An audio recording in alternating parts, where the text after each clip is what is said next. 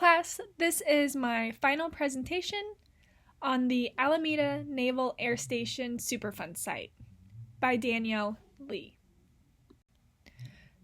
So before the U.S. Army bought the site in 1930, it was actually a borax processing plant, an oil refinery, and an airport for the city of Alameda.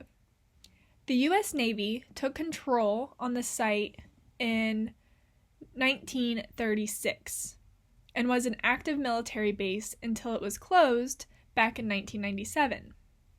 The Alameda Naval Air Station was later put on the Superfund list in 1999. This slide shows the location of the 2,806-acre Alameda Naval Air Station Superfund site, which is located off of Alameda Point in California. And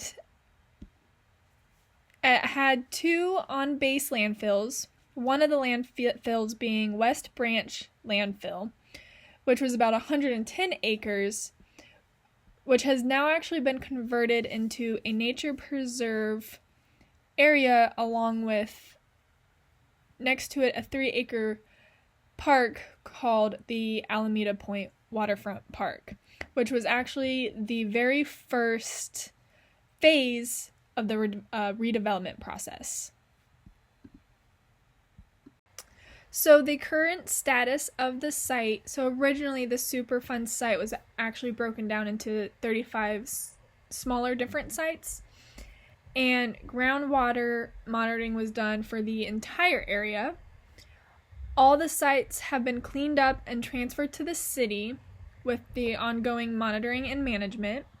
Sites 1, 4, 5, 10, 11, 12, 21, and 32 are at the remedial action stages. And in some of the areas, they have actually started to take the old hangars, and they're being converted into breweries, wineries, and distilleries, and in this area that's known as Spirit Alley. And just like I said, that they have put in some natural areas, they're incorporating more native species along with a few parks, and they have even started putting in new housing developments, which I will say for the housing developments, for me, what is a little worrisome is the fact that they do have still, within the Superfund site as a whole, certain areas that have long-term monitoring. And for me, I would be a little worried if I was going into thinking about buying into a house in this area, just because there is still just so much data that we do not have currently for long-term health for those. So on this slide, this table is the summary of installation restoration, the 2021 review, which was taken from the 5-year review of Alameda Point from the Navy. So their new 5-year review is actually coming up here relatively soon. And so on this table, it has the site ID along with the media that was tested, so either groundwater or soil, for example, with the COC, which is the contaminant of concern. On the left, in the note section, it does give the meaning for each of the abbreviations of what the contaminants are, along with the status abbreviations. So example, RA-O means remedial action operation, RC means response complete, RIP means remedy in place, and LTM means long-term management for those sites. So the 5 contaminants of concern on this site were polychlorinated biphenyls, PCBs, arsenic, lead, radium, and trichloroethylene, TCE. So the impacts on human health for each one of these: PCBs can cause liver damage and liver cancer. They cause reproductive problems, impaired immune function, will cause development delays in children, and can also cause skin cancer. Arsenic is known to cause diabetes, can affect and cause cardiovascular disease, will mess with the cognitive developments, and will also have a risk of bladder, lung, skin, kidney, liver, and prostate cancers, along with having skin lesions as well. Now, lead has been known to damage the brain and nervous system, affects the cardiovascular system, along with reproductive problems, and is known to decrease kidney functions. Radium has been known to cause bone, liver, and or breast cancer. High doses cause anemia. It can cause cataracts, reduces bone growth, and can also affect the immune system. TCEs are known for affecting the central nervous system, which is like causing headaches and dizziness. They are also known to cause liver and kidney damage, along with kidney cancer as well.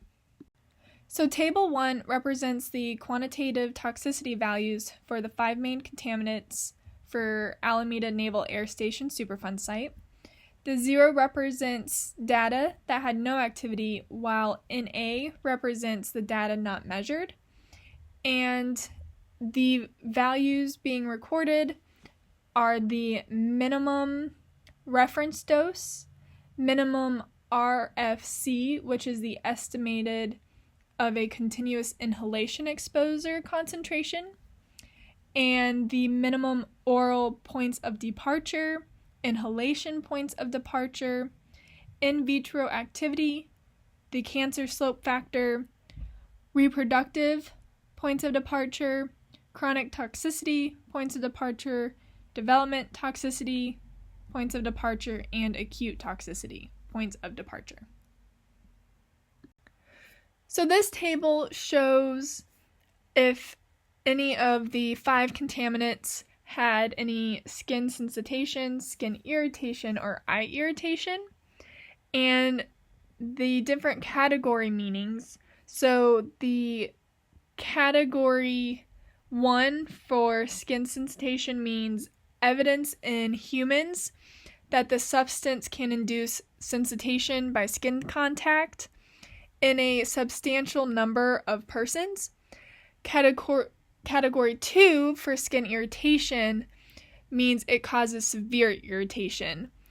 And category 2 for the eye irritation means corneal involvement or irritation clearing in 8 to 21 days. So these are the impacts that each one of these contaminants can have on the environment. PCBs significantly impact the environment by being highly persistent, accumulating in the food chain, and causing harm to wildlife, particularly aquatic organisms, due to their ability to build up in fatty tissue, leading to potential reproductive and development issues in animals at the top of the food chain, which also includes us because we consume contaminated seafood, for example. And this is primarily because PCBs do not break down easily and can travel long distances in the air and water, contaminating diverse ecosystems.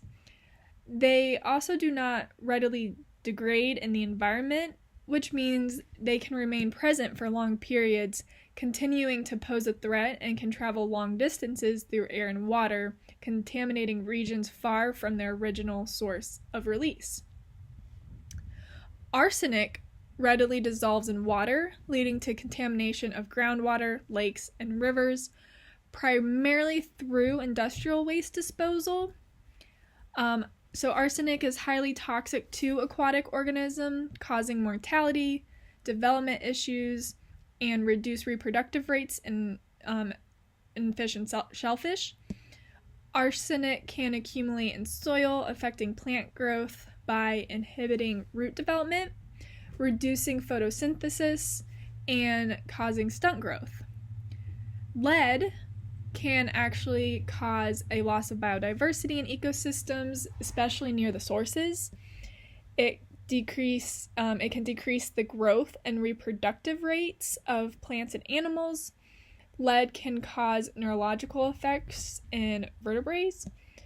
It can wipe out populations of bacteria and fungi in soil and even on leaf surfaces, and which these microorganisms are extremely important, are a very important part of the food chain as well. And as almost all of them, lead also can pollute the soil and water, but it can pollute it on such a global scale. So radium, which is a radioactive element, impacts the environment primarily through its radiation release, which can accumulate in the soil and water, which then leads to also accumulating in the plants as well, and potentially bioaccumulating in the food chain. TCE, when released into the environment, primarily contaminates soil and groundwater due to its ability to readily move through soil and into water tables, which poses a significant threat to drinking water sources. It can also evaporate into the air, leading to potential vapor intrusive issues. This can especially be troublesome because the vapors can migrate into buildings from the soil beneath them, which then will impact indoor air quality.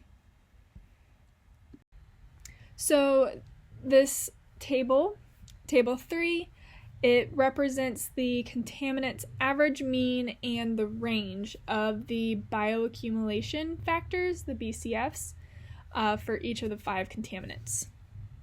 And radium is represented by 0 because there is no active data for this contaminant.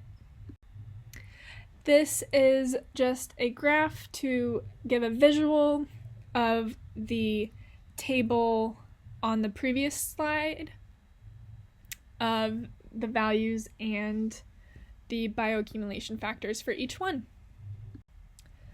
So the table represents the maximum contaminant level for the water quality for each contaminant and their exposure route, which is all oral. And then the graph shows the water quality for the maximum contaminant levels. Now, radium is not on there because their level was at such a higher rate than the rest that it didn't, once put on the graph, it didn't work out quite well. But I also found it interesting how low PCBs are for the maximum contaminant level for drinking water. So this slide shows the air quality values for each contaminant. And so the air qualities are based on the OSHA air contaminant values and their exposure routes. And radium is represented by 0 because there is no active data for this on the for the table. Now for the graph, the reason why PCBs are not represented on the graph is because they are completely measured in a different unit than the other 4 contaminants. So recommendation for risk management moving forward. So this is following the 5-year review that the Navy did back in 2021. And the risk management, the approach needs to prioritize human health, environmental protection, and long-term sustainability. Long-term monitoring programs need to continue. This needs to be for the groundwater, soil, and even the surface water. Keep clear communication with the local community. This is very important because this allows the local community to be able to also help their health as well, and continue updating the human health risk assessment and the environmental and ecological risk assessment. So the recommendations for monitoring: continue long-term monitoring programs, monitoring the water quality of both groundwater and surface water, along with soil monitoring in certain areas and the health of nearby ecosystems. And I would continue monitoring until the levels are under the maximum allowable contaminant level for drinking water. And then probably for the entire area, once the levels of the drinking water for the entire area are below, only monitor about 10 years to make sure they do not rise. Recommendations for the areas that are still in remediation: adding in some more natural areas, especially wetlands, because this would do a great job with helping filter out the contaminants, planting more native species, incorporating more green infrastructure into redevelopment plans, and continue monitoring the groundwater, surface water, and soil, along with implementing technologies such as bioremediation, pump and treat systems to remove or neutralize contaminants in the groundwater and soil for remediation. So here are a few photos that are giving are examples of what is going on at the Superfund site right now.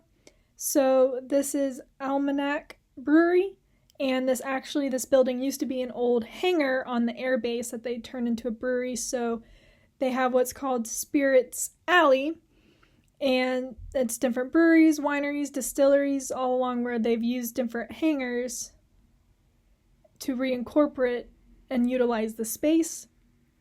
And this is one of the parks that they've converted on the base, and this is Alameda Point Waterfront Park, and it is right there on an old runway as well. And then this is what they call Alameda Point Context. So right there on the base, they have been putting up these new apartment complexes, and this is the part that does still make me kind of nervous, because they're developing these while everything is still being monitored. The groundwater and soil has to still be monitored.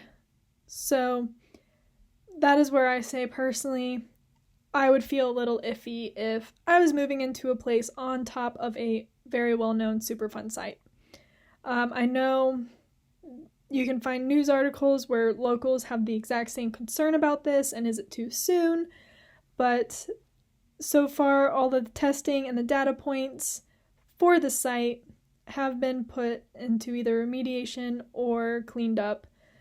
So really until future generations down the road, we might not know what some of the long-term, even at small doses, could potentially have on our health, and maybe hopefully it really doesn't.